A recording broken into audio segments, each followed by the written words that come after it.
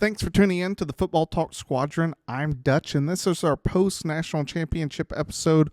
Watched Ohio State beat Notre Dame pretty handily last night. I know Notre Dame came back there at the end to make it a one-score game before Ohio State flexed its muscles again, especially in the passing game. Go through a little bit of the highlights, talk about some of the off-season stuff, talk about sort of the season itself that was college football in the 2024 season that culminated with Ohio State being champions last night. Big thing from the game. It came down to exactly sort of what we talked about, is that for Notre Dame to win, they had to run, which you saw at the first drive. They called QB power 9 straight times almost. And they got into the end zone. But from the standpoint of running the ball, their primary running back, Jeremiah Love, had 3 yards all night. 3 yards. After that first drive, Riley Leonard isn't Cam Newton. He's not Josh Allen. He's not a bigger quarterback that can really absorb those type of hits all game long. It was almost to the point that they should have just went Wildcat for Notre Dame and had that power rush attack, because is Riley Leonard, did he effectively move the ball in that first drive and have some plays there throughout the game where he's able to pick up first downs? Absolutely. But what cost Notre Dame? It was Riley Leonard's inability to throw the football. There were so many plays that he was unable to just complete, I would say, sort of rudimentary passes. Just very simple, 7-yard ins, 10-yard outs, just missing guys, just flat out missing guys. And you could tell he was frustrated, and really the offensive line did a pretty good job of blocking for him initially. It was just the fact that Ohio State was able to say, look, you're not going to beat us throwing. Yes, there at the end when Ohio State pulled up a little bit, he was able to complete a touchdown pass. But at no point tonight were you sitting back going, man, Riley Leonard is a really good quarterback. Which, me and Maul were talking last night watching the game. This is an interesting point. It's like, well, how did we end up in this situation where, like, Riley Leonard's at Notre Dame? We have one team to blame. It's Clemson. 2 years ago, Duke beat Clemson to open up the season. And the sad part is that the media's reaction was, oh, man, Duke beat Clemson. Duke must be really good. Instead of sitting back going, man, Duke's never really that good. Maybe Clemson's just that bad. It's this. So, yes, we can blame Clemson for losing the game, but more so, it's this hyped media, like, false narrative of, and it's throughout college football, not just in how we view wins and losses, but how we view teams altogether in terms of a subjective viewpoint of what we think of a team. When Clemson got beat by Duke, instead of us sitting back going, maybe Clemson isn't a top 25 team this year, we immediately vault Duke into this different category. Did Duke have a better year than expected? Absolutely. Duke normally never beats Clemson. Why do I bring this up? It's very similar to Indiana this year.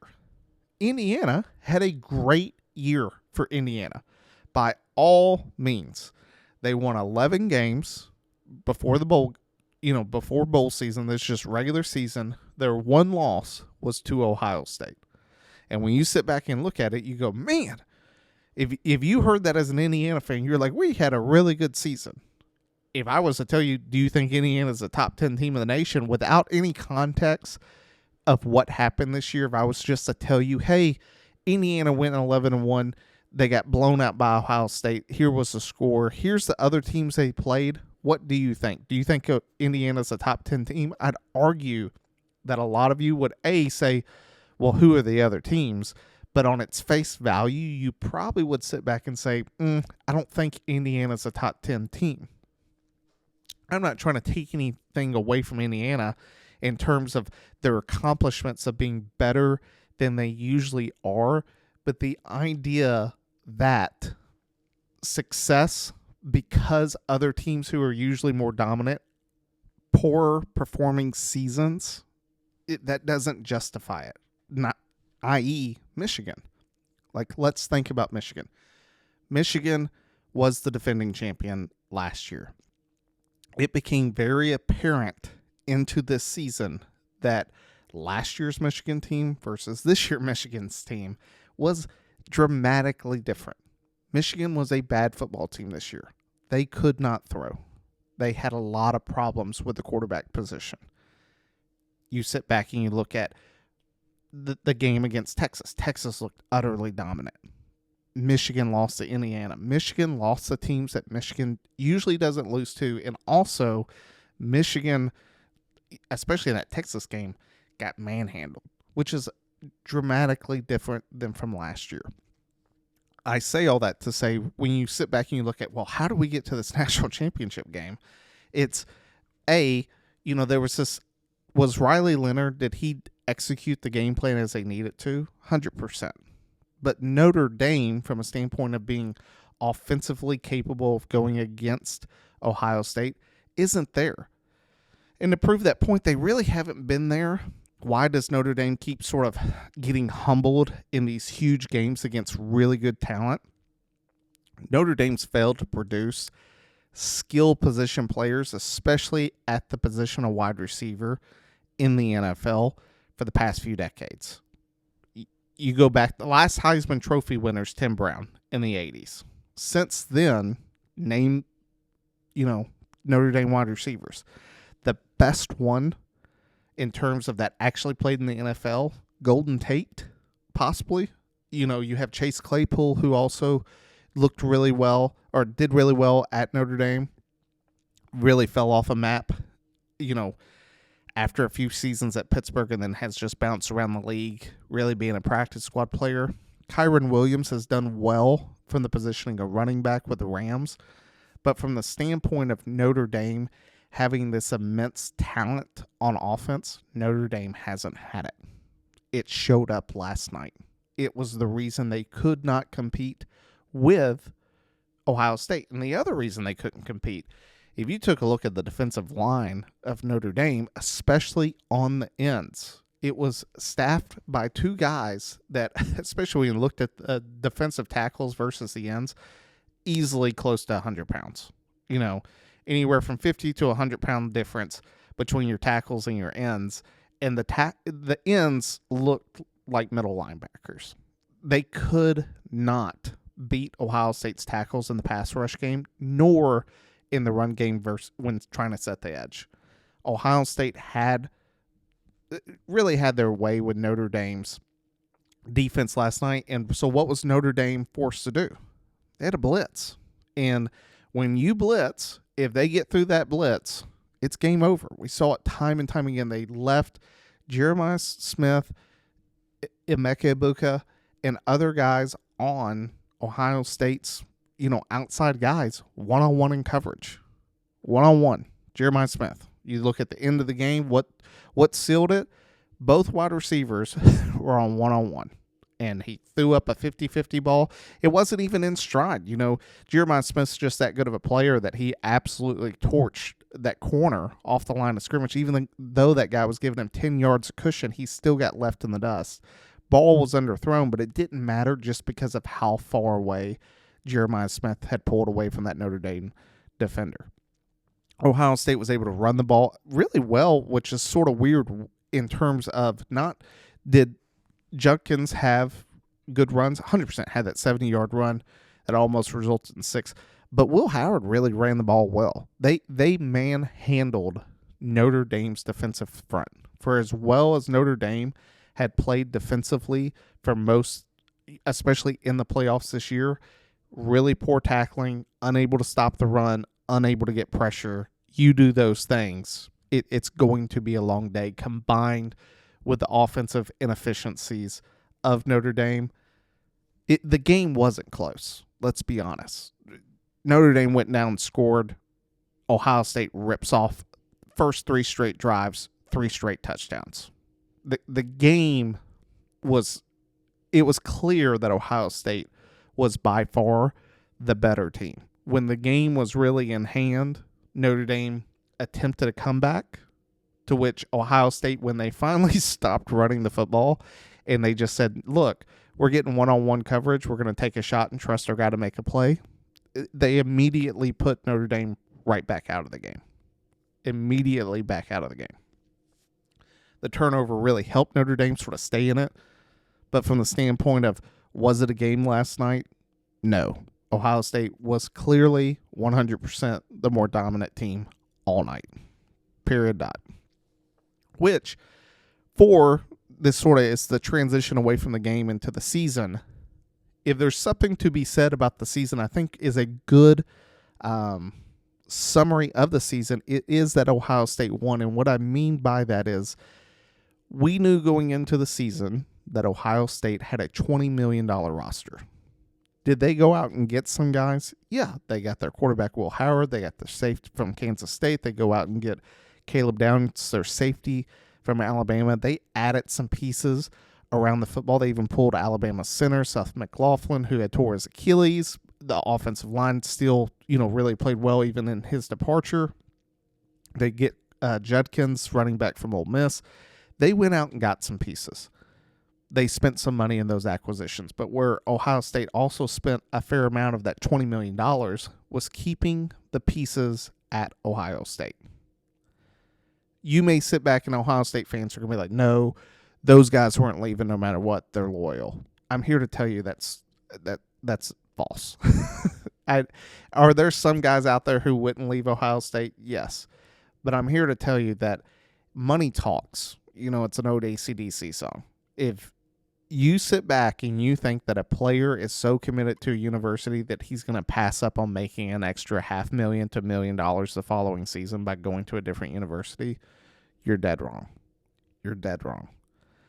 Carson Beck, and I know people are going to say, oh, it's because of his girlfriend. That may have had something to do with it, but also had a lot to do with the $4 million that Miami was paying him to go down there. That helps. And the reason I bring up Ohio State and sort of how they are a good example of this whole season is because of how they were able to keep their roster together. They had to have $20 million just for this season to keep the pieces together. And what I think it is a better representation of is understanding what the future looks like until there's more regulation put on NIL. Ohio State has money. Ohio State will always be a player. What do I mean by money?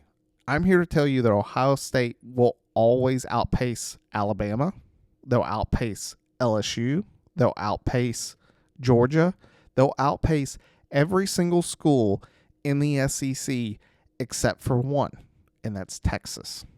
But Ohio State, Michigan, and Texas, arguably, possibly Notre Dame, and it's not because of billionaire donors. It's because, look, they made the national championship. I've said it on the podcast before. Notre Dame made $20 million off of media rights because they're not in a conference, and they got to keep all the money and not have to split it up with any other conference members. It paid to be not in a conference for Notre Dame. That money can be sunk into athletes. Those media shares they can go out and get some guys. It's a matter of will Ohio State or will Notre Dame go get them? And, as Saban said, you can spend $20 million, but if you don't get the right players, it ain't worth anything. I sit back and I look at it and I go, well, where are we looking for college football going forward? Ohio State, Michigan, Texas are going to be able to write the checks that they need to. You saw Michigan do it this offseason. Michigan goes out and gets the number one quarterback, rumored north of a $10 million deal. They go out, they get Alabama starting running back. They go out and get Alabama defensive tackle. Michigan has went out into the transfer portal, and they have gotten players.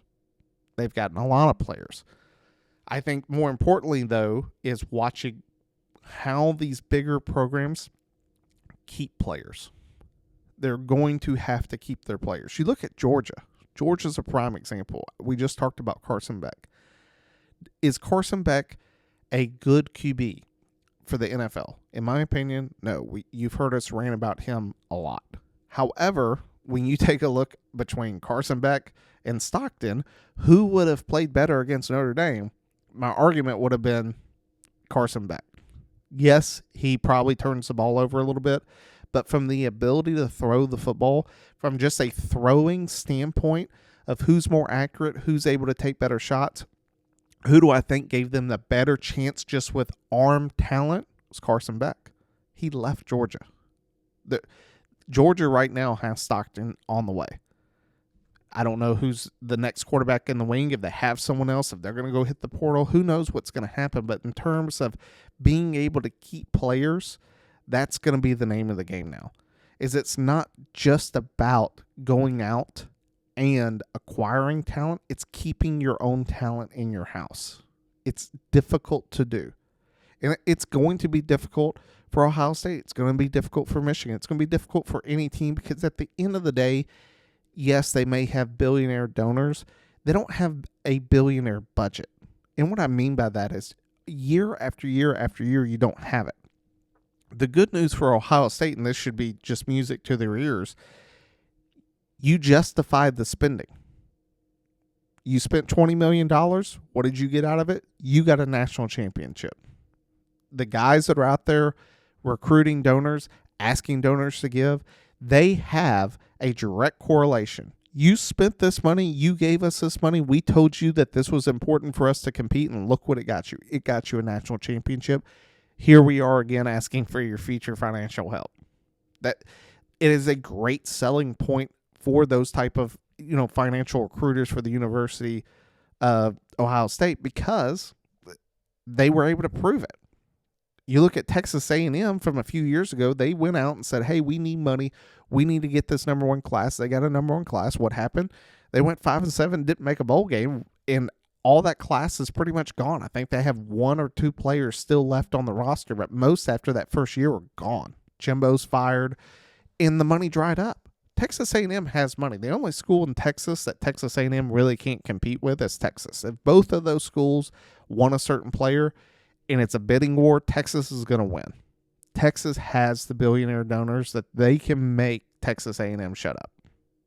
Plain and simple. If it comes down to a straight money argument, Texas is going to win. I would argue that Texas is probably going to beat any school in the country. They have oil money.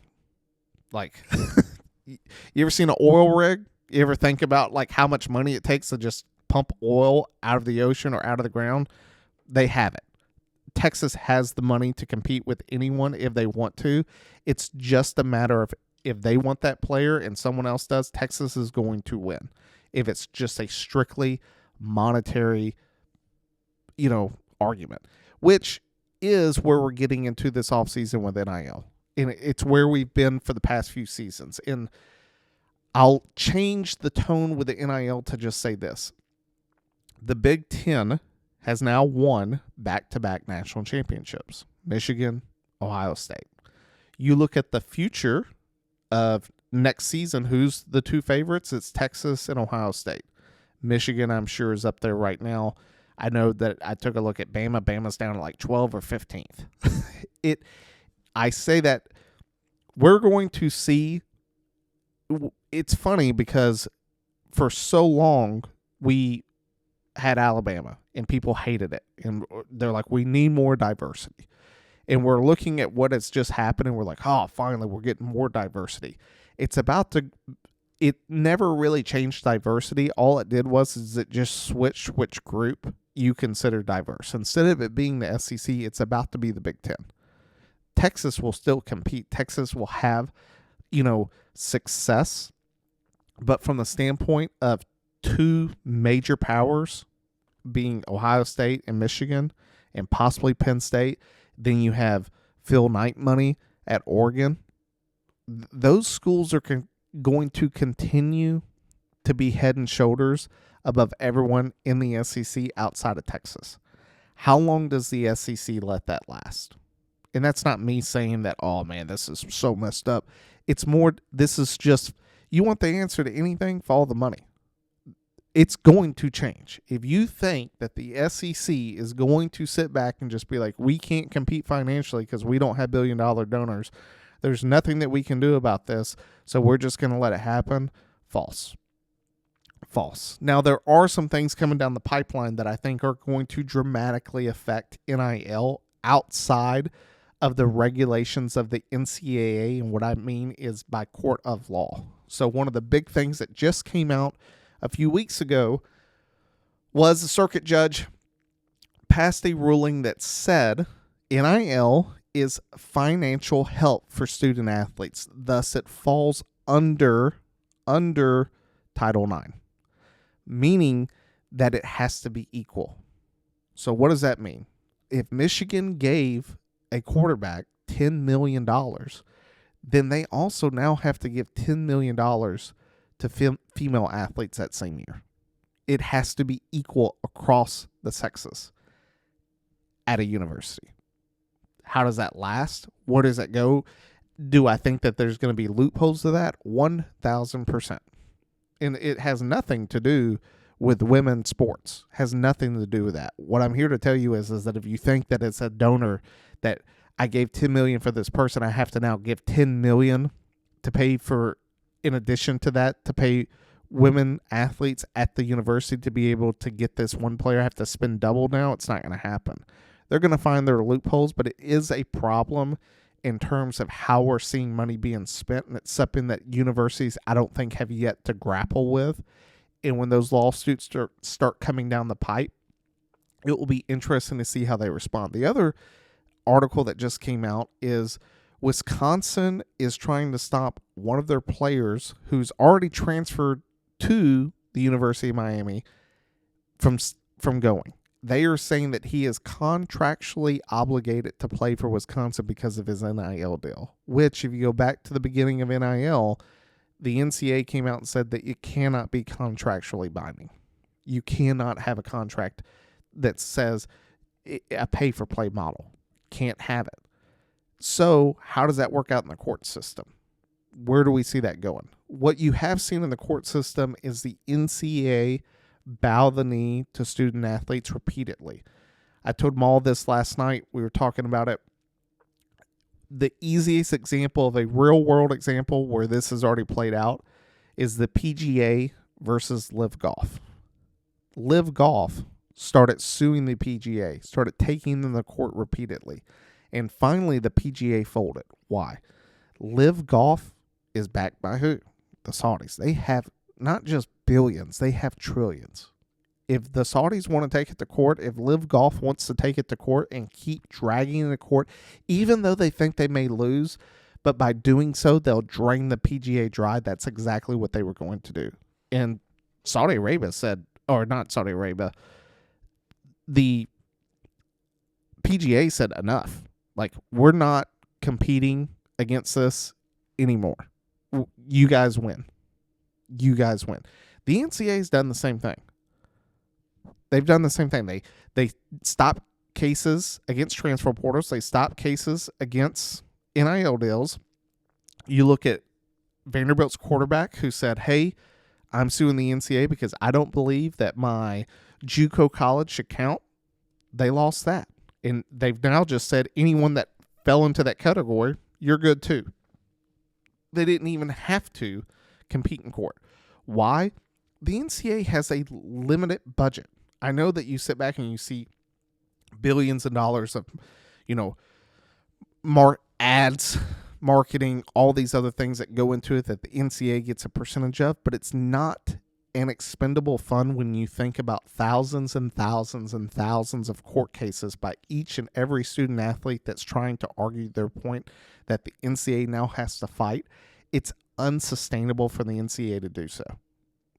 And until, and this is, we've heard it from Pat McAfee, we've heard it from a lot of guys, you've heard it from me. What I really think is going to happen is that college football itself is going to separate itself from the NCAA.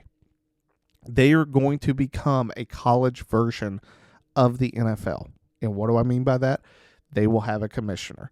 They will have a set, govern, set of rules set of principles in terms of salary caps, in terms of what you can do, transfers, all that is outlined. Just like the NFL. You're here on this contract. You can get out of this contract if we trade you. You can sit out and get fined. There's going to be more regulations put in place, but it has to be outside the scope of the NCAA. And it's because the NCAA does not hold the power. But when you join the National Football League, guess what? You're no longer a part of Title IX. You're no longer a part of a school. You are a part of a corporation. Tom Brady started deflating footballs. What did they do? How did the NCAA argue? Or not the NCAA. How did the NFL argue that they should be able to suspend Tom Brady even though they didn't have actual documents? As they went to the jury or to the judge and said, "Are we a corporation or not?" Judge was like, "Yeah." He's like, "Do we have the ability to suspend employees?" Judge was like, "Yeah." They're like, "Oh, cool, you're suspended." That's what they did. They used the corporation law to help them out. That's what college football is going to become. They're going to have more set rules. If you think the SEC is going to lay down and let other schools spend however they want for as long as they want while they're left in the dark, it's not going to happen. Change is coming. It's just a matter of when. It's not if, it's when. Which, let's talk about some changes that I would love to see happen before we wrap up this episode. First, we've said this time and time again. When you look at the problems of college football, you think about the playoffs, you think about everything that's going on this whole season. The first problem, scheduling. Why do we have problems? It's because of super conferences. You now have teams like Indiana, like Texas, multiple schools that you can look out through any of the Power 4 conferences that got to play a schedule that did not have them face the hardest opponents in their conference. They got to play one or two, but at no point were they truly challenged. And you sit back and you go, yeah, well, they should have a higher strength of schedule. You want to know about strength of schedule and what that can do for you? Go look at Mississippi State. If strength of schedule truly mattered, the Mississippi State would be in a bowl game even after only winning 2 games. They had the hardest schedule. Texas, Georgia. They played everyone that was tough in the SEC. Mississippi State did. They had to play them all. And it did not work out well for Mississippi State fans. The ability to control a schedule that's outside of the conference is going to have to change. Conferences, you think about how the NFL does schedules. The NFC East, for example, is going to play NFC East opponents twice in order to determine who's the divisional champion of that individual, division. However, the NCAA, I keep mixing up my lingo. The NFL says, hey, NFC East, this coming season, you're going to play the AFC North opponents. So everyone here is going to play Pittsburgh. Everyone here is going to play the Bengals. Everyone here is going to play this. And it goes vice versa with the AFC North playing the NFC East opponents. And they do that throughout the NFL. They'll take this division and pair it against this division paired against this division. Do they have a few games that are different from everyone else? Yes. Like, hey, Kansas City's going to open up with Detroit. Green Bay is going to open up with Philly. There's going to be some games that are one-offs, but they still, in terms of their schedule, they have 6 games against conference or against divisional opponents. Then they'll have an additional 4 games against a other division, and they usually do that for 2 separate divisions. They'll have, you're playing the AFC North and you're playing the NFC South. Those are the 2 divisions that everyone's going to play. And in total, that's 14 games. You'll have 3 other games that are just, different games for you. But it matters. Like, they develop a schedule because at the end of the day, wins and losses are the only thing that matter. It doesn't matter what somebody thinks. Oh, I really think that the Cowboys should be in it. Doesn't matter. Why? Cowboys didn't win enough games. They're not in the playoffs. You look at college football right now, we do not have the ability to say on any level what games matter and what games don't. Notre Dame lost to NIU. Initially, everyone's like, they're out of the conversation. But as the season went on, no one talked about it. Why? Why did that not matter? Why did Ohio State getting beat by Michigan not matter? They still got into the playoffs. They ended up winning it all. It's one of those, like, pomp by circumstances. It's like, yes, Ohio State lost to Michigan. And apparently, were they still the best football team in the college football playoffs? 100%. But that loss did not affect them at all. It didn't mean anything. Unlike the NFL where, hey, based upon the number of losses you have, we're ranking you against the other teams with set number of losses. And if you have more than they do, you're out. Plain and simple. Plain and simple. That's the interesting part for the NCAA. They're going to have to get a handle on that. How do I see that going? The first thing the NCAA has to do, and college football has to come to a recognition of, and this is the example I've asked my dad, I've asked Maul, I've asked Pops, I've asked multiple different people, and it's a good scenario to think about. Let's say that next year, just think about it. Think about any non-Power 4 team. So let's just go out there. Let's say Southern Miss out of the Sun Belt. Let's say Marshall out of the AAC. Let's say each one of those schools goes undefeated. They're undefeated next year. They win their conference. But they played no Power 4 teams. Are they in? You'd probably sit back and go, well, it depends. What's the rest of the things looks like? Well, let's say that like the other Power 4 conferences are all undefeated. They have a champion that's undefeated. And they played somebody that was also undefeated in the conference championship. That team only has one loss. Well, the point I'm trying to make is I think everyone on here that's not a Southern Miss or Marshall fan would sit back and go, they're out. They're not making it. They didn't play a Power 4 team. Well, why does that matter? Like, does it matter if, let's say, Southern Miss won every game 70-0, didn't give up a point the whole season?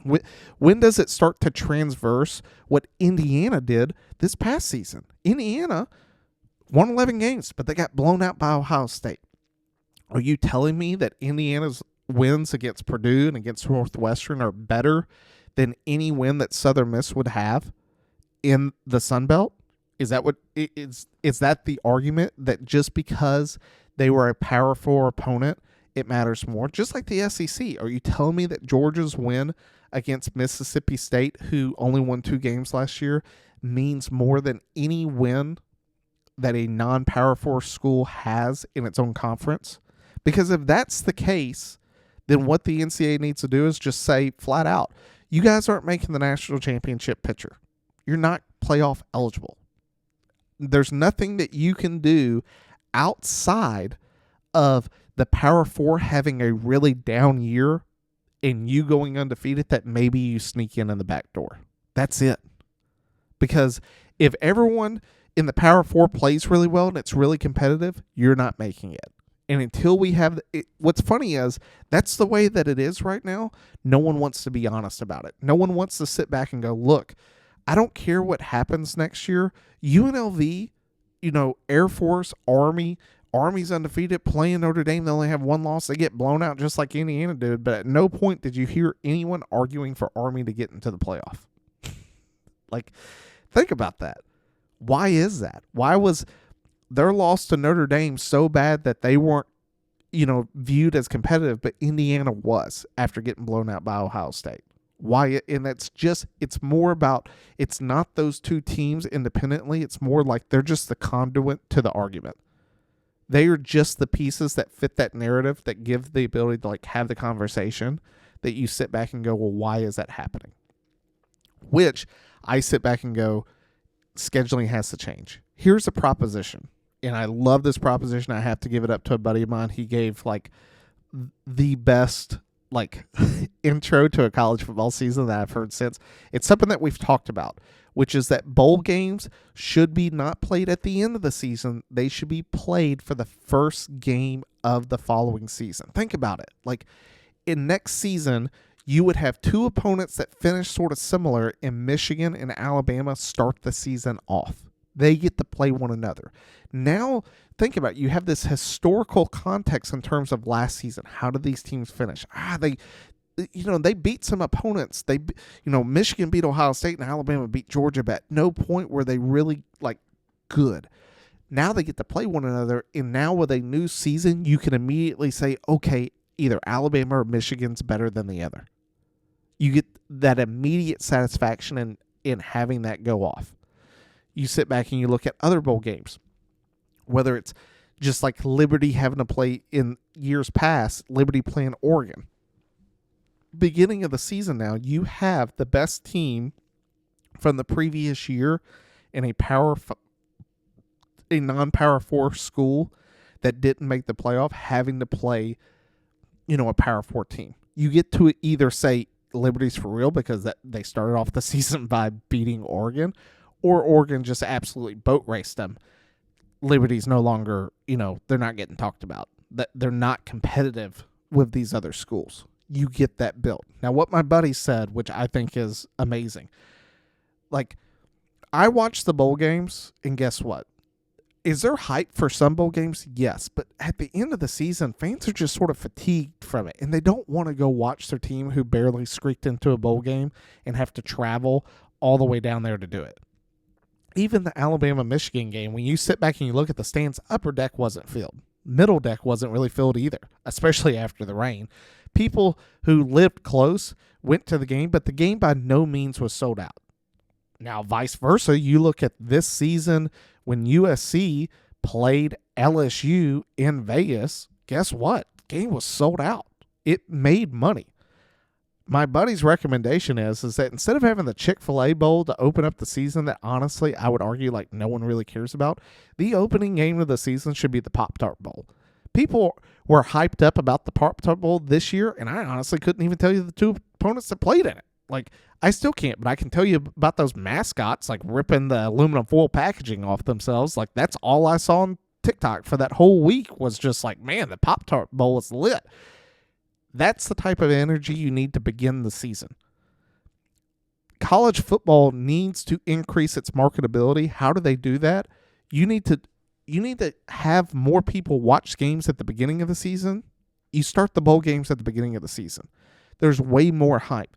You're not having to watch, teams play one another from its own conference. You're getting to watch out-of-conference play week one in these sort of hyped-up scenarios. I think that you keep the bowl games alive in terms of their names. That way, there's just more to it, and people are going to pay more at the beginning of the season to travel to go watch their teams do so. It's a good thing to do. Let's be honest. After the conference championship games happen on that first weekend in December, between that and the college football playoffs, there may be one or two games that you tune into. There's games every single day, but overall, it's not that appealing. It would be more appealing when there's stakes in it, because guess what? Players aren't sitting out week one. Players aren't sitting back thinking about the draft week one. They're trying to win the game to get themselves into a playoff. That's the solution. You've got to change scheduling. I think that's one of the pieces of changing scheduling that would make it instantly better for college football is having the bowl games not be played at the end of the season, but being played in the new season, week one. It gives you historical context from last seasons of equally ranked opponents playing against one another. You can now determine where they go. How do the playoffs work? What do you do with those teams? I think that what you do is you play them how they happened. And what I mean by that is the first round plays again the following season, week one. Ohio State plays Tennessee. Boise ends up playing, Penn State ends up playing SMU. You have Notre Dame play Indiana. You got Clemson play Texas. That's a great week one matchup. What do you do with the other four teams? Well, Oregon plays Boise. They would have eventually met. You pair those two opponents together, and then the bottom two of Georgia, Penn State, they play one another. That's how it works out. Those are fantastic matchups. The matchups that you didn't get to see, you possibly may have got to see if they had won, but you don't know how they would have played out. It gives you this set schedule immediately going into the playoffs, you know exactly what week 1 is going to look like the following year. It's fantastic. It's a fantastic way to do it because now you create matchups that you know are going to have a meaningful impact when we get to the end of the following season. That's just how I would do it. I think it's a good idea. I wish they would do it, but they got to figure out scheduling.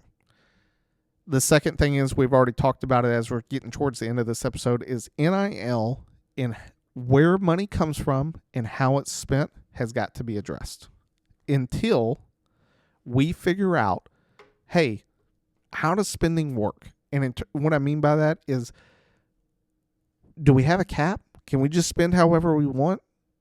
How does tampering work? What if there's reports of Quinn Ewers getting, offers of $8 million to transfer. The NFL has rules. You tamper, you're losing picks. You tamper, you're getting fined. You tamper, there are multiple consequences that the NFL will impose on teams and owners. You look at that in college and you go, that doesn't really happen. It doesn't really happen. The only time I've really seen a university get fined is when they storm the field too many times. That's it. You don't see these investigations for tampering. You don't see it. The NCAA plays that Sandra Bullock of just closing her eyes and just letting what happen because it doesn't. The NCAA really honestly doesn't want to get involved. They don't want to start going into it because the second they open that can of worms, there's so many cans of worms for them to investigate. They don't have the resources or the ability, or as I said, the legal ability to go make things happen in court for the money that they have. Don't have it. You have to develop a set of rules, which is that final piece. We can talk about scheduling. We can talk about NIL. We can talk about all these individual things. The biggest problem is the NCAA itself. The governing body of college football is utterly broken. Why? Because they have no control. They have no control.